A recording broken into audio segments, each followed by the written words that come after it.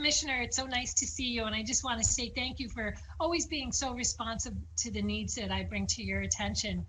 Right now, I'm going to talk about the governor's executive budget with the child advocacy centers, which, as you know, provide critical support to abused children.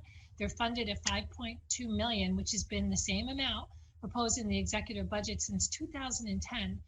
These centers were funded at nearly $7.8 million in 2007, and in recent years, funding stagnated at $7.2 million. So given that the number of children served has really nearly doubled compared to 2007, would you agree that these centers need a commensurate increase in funding?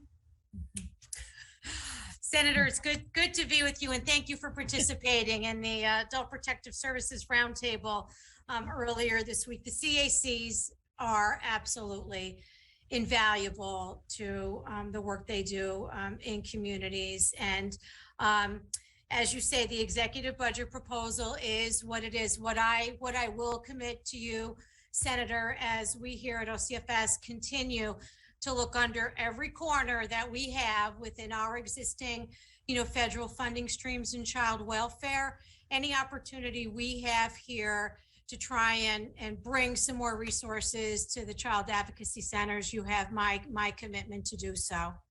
Thank you, Commissioner. There was a time in my life when I was a single mom, so to be able to access childcare, I actually opened up my own childcare small business. So I really understand the challenges that both the parents and the providers are facing with this today. And as you know, the governor proposes to utilize $75 million from childcare stabilization funds to support childcare wages. Do you have an estimate of how many childcare workers this is going to impact, and how the funding would be distributed, and kind of how much of an increase can childcare workers expect to receive? Yeah, so the $75 million allocated for the childcare stabilization grants, I want to be clear and honest, they are pandemic funds.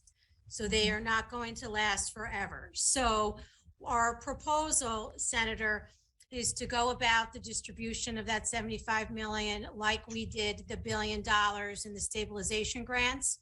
Yeah. So we will have a portal where childcare providers can go in and they can attest to the number of employees that they have.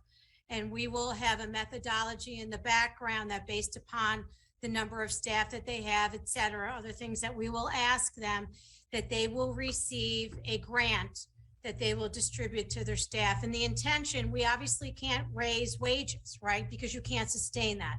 So these grant funds are really intended for bonuses to help offset employee retirement cost, payments there to help childcare employees, many of whom want to advance their educational degrees, do things like we can to support the child welfare workforce without creating, right, an artificial raising of wages that can't be sustained, at least at this point, post-pandemic funding. Thank you so much, Commissioner. I know our time is up. Thank you.